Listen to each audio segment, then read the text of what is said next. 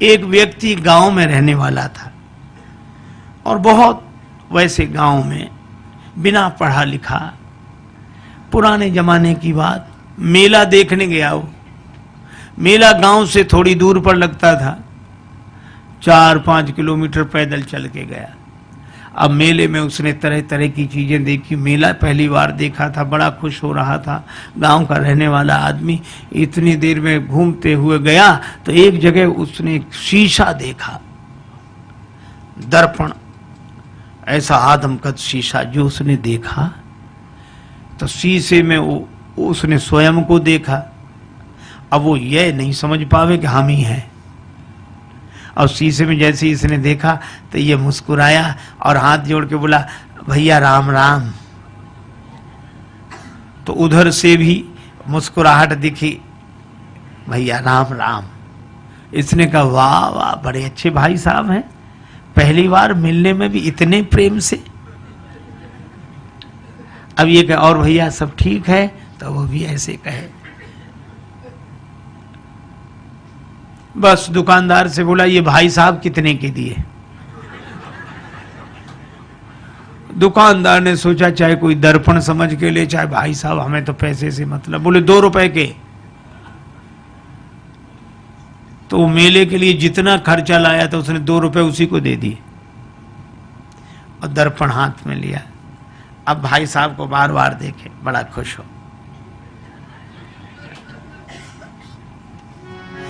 कृषक एक सीसा ले घर आयो, कृषक एक सीसा ले घर आयो, अपनों सो प्रिय साथी पाके हेरी हेरी हरसायो। कृषक एक सीसा ले घर आयो, कृषक एक सीसा ले घर आयो। तन मन धन दर्पण पे वारे, दिन में कीतिक बार निहारे। बार बार नतमस्तक है के बैठक में लटकायो। कृषक एक शीशा ले घर, शीशा लेकर आया, बैठक में लटका दिया। अब वो तन मन धन दर्पण पे वारे, दिन में कीतिक बार निहारे, अपनों सो प्रिय साथी पाके हेरे हेरे हर्षाए। अब भीतर पत्नी के पास बैठे और थोड़ी देर में गए, अच्छा 1 मिनट रुको, अभी आया। फिर जाए, और भैया अच्छी तरह हो, बढ़िया है। फिर लौट कर आ जाए और मन में सोचे, बड़े अच्छे भाई साहब हैं, ना खाते हैं ना पीते हैं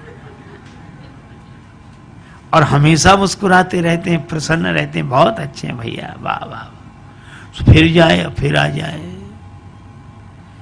अब दिन में 2-3 बार ऐसे ही करे तो पत्नी को लगा कि पहले तो ये कभी ऐसे जाते नहीं थे, ये जाते कहाँ हैं? ठीक है, ये जब बाजार जाएंगे तब मैं देखूंगी।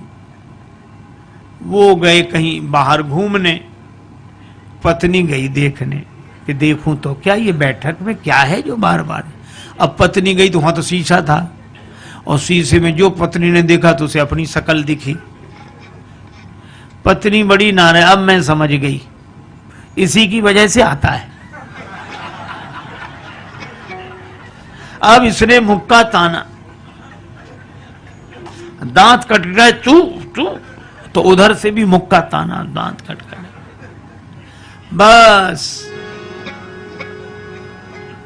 संभ्रम चली आई घरवारी, सन्मुख सुंदर नारी निहारी। आय गई है सौत हमारी, क्रोध हृदय में छायो। कृषक एक शीशा ले घर आए। अब उसको बड़ा क्रोध हमारी सौत को ले आया है, इसी की वजह से आता है। और बस भाग पड़ी, बस मैं न रहूंगी, बिस्खे हूं या डूब मरूंगी। बिस खा लूंगी, मर जाऊंगी, कुएं में गिर जाऊंगी, बस रहूंगी नहीं, मैं तो अभी जाती हूं, चाहे जो कुछ हो जाए। और रोना शुरू किया तो धाई सास बहू रानी ने कैसो रुदन मचायो। कृषक एक शीशा ले घर आए। उसकी सास दौड़ी, क्या हुआ क्या हुआ, बेटी क्यों रो रही है, बहू क्यों रो रही है? बहू बोली, अपने बेटे की करतूत देखो, बैठक में किसको लाकर बिठाया, और मैं तो रहूंगी नहीं, चली जाऊंगी। और सास बोली नहीं मैं देखती हूँ मैं देखती हूँ। अब सास गई और सास ने बैठक में जाके जो दर्पण देखा तो उसे बुढ़िया दिखाई पड़ी। दिखेगी तो सास क्या बोली, अच्छा आप भाई राम राम। वो भी राम राम बोली। क्षमा करना बहू समझ नहीं पाई। फिर बहू को डांट कर बोली क्या कह रही है तू, बुढ़िया है, वृद्धा माता हमारी उम्र की है, सेवा के लिए लाया होगा।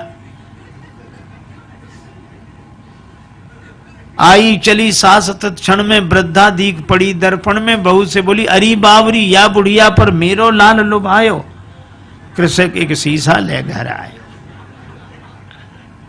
अब बहू कहे कि नहीं नहीं तरुणी है और वृद्धा कहे कि वृद्धा है। अच्छा दर्पण ऐसा जो सामने आ जाए उसी को दिखा दे। बहू सामने जाए तो तरुणी देखो ये बैठी और सास कहे हट मैं देखती हूँ, वो देखे सो वृद्धा देखे। अब सास बहू का झगड़ा, सास बहू का झगड़ा आके ससुर निवारो। ससुर ने कहा क्या है मैं देखता हूं, क्यों ये कलह मचा रखा है। अब ससुर आया, ससुर ने कहा तुम दोनों अलग हो।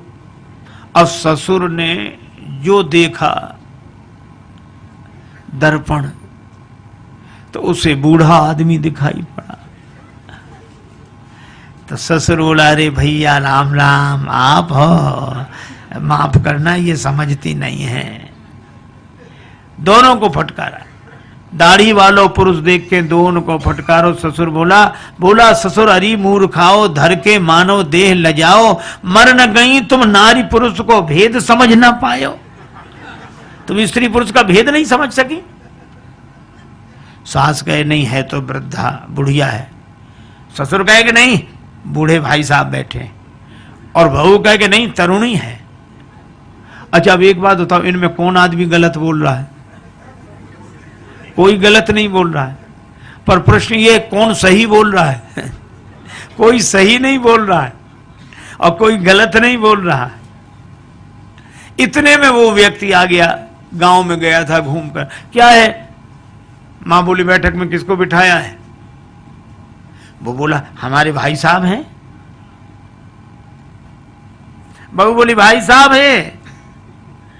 एक तरुणी को लाकर बिठाया, वृद्धा बोली नहीं वृद्धा है। और ससुर कहे, वो पिता कहे कि नहीं वृद्ध व्यक्ति है। वो कहे नहीं हमारी तरह युवक हैं। अब जो दर्पण के सामने जाए दर्पण उसी का चेहरा दिखा दे। अच्छा अब आप बताओ, शीशा से बनते शुभ दर्शन तापे मचो घोर संघर्षण। और इसके हाथ में जाए शीशा, उसके हाथ में जाए, इसके हाथ में जाए, और ऐसे हाथों में जाते शीशा गिर गया, टूट कर टुकड़े टुकड़े हो गया। और जैसे ही दर्पण टूट गया तो दो बचे कि एक ही। फिर दूसरा कोई था ही नहीं, न भाई साहब, न तरुणी, न वृद्धा, न वो वृद्ध व्यक्ति। एक ही था और एक ही है और एक ही। देखो कितनी अद्भुत बात। इसी तरह वह एक अद्वैत परमात्मा ही है। प्रेम में वह अनन्यता में एक होकर रहता है, ज्ञान में वह अद्वैत में एक होकर रहता है। ये तो माया के दर्पण के कारण द्वैत की अनुभूति हमें होती है और हम अपने ही उस चेहरे को एक में दो देख लेते हैं, भाई साहब और ये और वो, सब सारा संसार बन जाता है। लेकिन एक आदमी की अंगूठी खो गई, बड़ा परेशान। एक महात्मा मिले, महाराज मेरी अंगूठी खो गई, आप तो सर्वज्ञ हैं, सब जानते हैं, तो बताएं मेरी अंगूठी कहाँ है, बड़ी कृपा होगी। महात्मा बोले मैं बता दूंगा। तो बताओ महाराज कहाँ रह गई? कुर्ते की जेब में है, तकिए के नीचे है, कि मकान में रह गई, कहाँ रह गई? अंगूठी मिल नहीं रही। महात्मा बोले अंगूठी कहीं भी हो, पर जहां भी होगी सोने में ही होगी। अंगूठी सोने से अलग हो ही नहीं सकती। हा? और सच्ची बात है, हम सबसे अलग हो सकते हैं पर भगवान से अलग हो ही नहीं सकते।